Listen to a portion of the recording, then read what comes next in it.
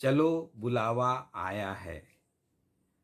नवरात्रि के समय वैसे तो पूरा देश बहुत उल्लास और पूजा आराधना से सरोबार रहता है, किंतु जिन शहर कस्बों आदि में किसी देवी का मंदिर या स्थान होता है, वहाँ का समूचा वातावरण ही मातामय हो जाता है। बड़ी धूमधाम बनी रहती है। आमतौर पर जहाँ देवी मंदिर किसी पहाड़ी पर स्थित होता है, वहाँ की रौनक देखते ही बनती है।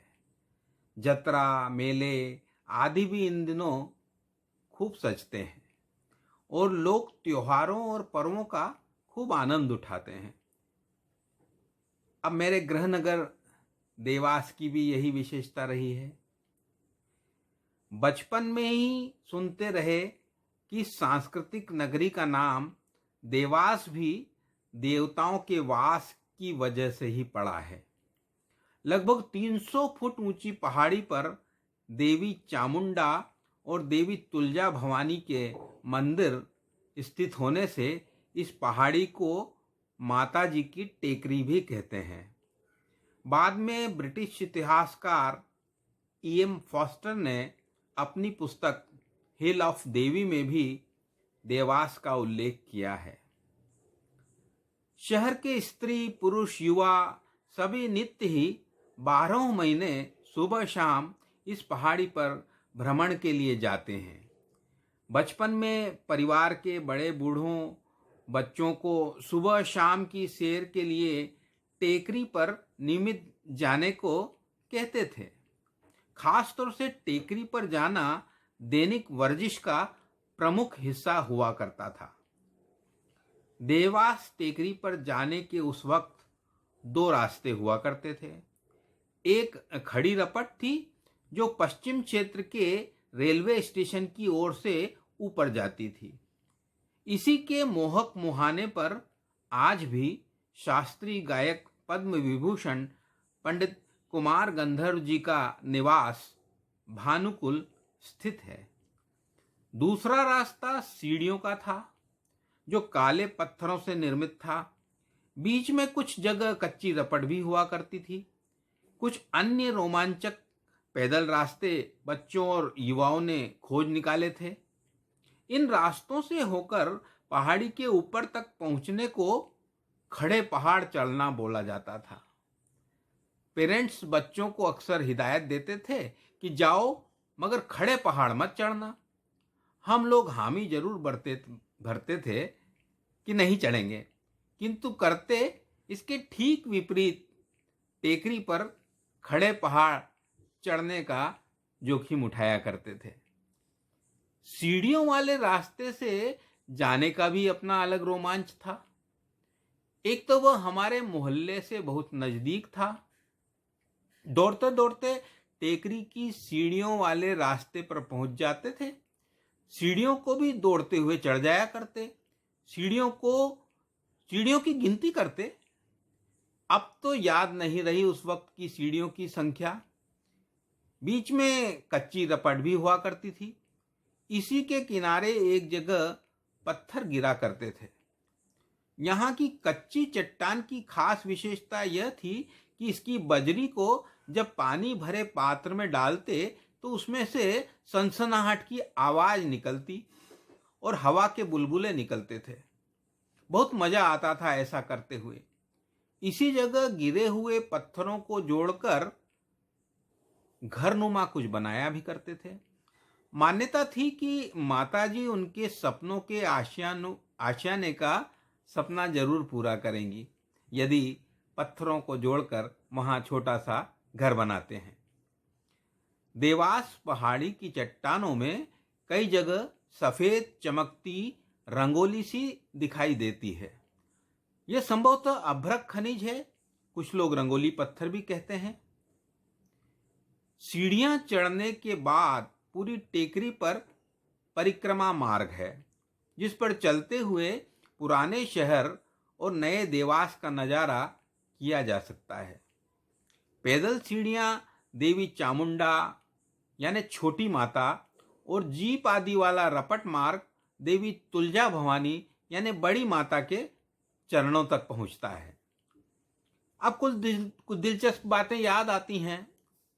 चामुंडा माता मंदिर के ठीक सामने पत्थर का एक भारी गोला पड़ा होता था। मंदिर प्रवेश से पूर्व जिसे कुछ भक्त अपने हाथों से बहुत मुश्किल से उठाकर कंधे पर रखते और फिर माथा टेक दर्शन के लिए मंदिर में प्रवेश करते। जोखिम भरा यह काम हर कोई नहीं कर पाता था, लेकिन जिसे यह कला आ जाती थी वह बहुत सहजता से भारी पत्थर उठाकर क्षण में धरती पर पटक देता था। हमारे पड़ोस की उस वक्त के 60-65 वर्षीय वृद्ध वल्लभ जी, जिन्हें हम बल्लावा कहते थे, सहजता से यह करिश्मा करके सबको चकित कर देते थे। अब यह पत्थर का गोला शायद नहीं है वहां। किसी ने बताया था वह नीचे खाई में गिराया जा चुका है। अब खड़े पहाड़ चढ़ने के कई रास्ते अब सीढ़ियों में बदल गए हैं। खास तौर से शीलनाथ धुनी वाला एरिना मार्ग निराले नेता पोल साहब के निराले घोषणा पत्र में उस समय टेकरी के ऊपर तक झूला मार्ग बनवाने के उनके वायदे को भले ही उस वक्त मजाक समझा गया, किंतु अब टेकरी पर रोप वे की सहायता से भी पहुंचकर माता जी के दर्शन किए जा सकते हैं। और जो देवास में न हैं उन्हें तो किसी भी रास्ते पर पैदल चलने की जरूरत ही नहीं है। पंख लगे होते हैं मन पर, जहां चाहें पहुंच जाता है। देवास की टेकरी एक ऐसा डेस्टिनेशन है जहां शहर के निवासी ही नहीं, बाहर से आए मेहमानों की भी वहां की सैर के लिए रुचि जागृत हो जाती है। पहाड़ी पर पहुंचकर नीचे के दृश्य को निहारना बहुत कुतूहल भरा होता है। भोपाल, ग्वालियर, उज्जैन, इंदौर की ओर जाने वाली सड़कें शहर से दूर जाते जाते बारीक लकीरों में बदलती जाती हैं और धीरे धीरे विलीन हो जाती है। इंदौर से उज्जैन की दिशा में आने जाने वाली रेलगाड़ियों की घुमावदार पटरियों पर रेंगते हम लोग बरसों से देखकर रोमांचित होते रहे हैं।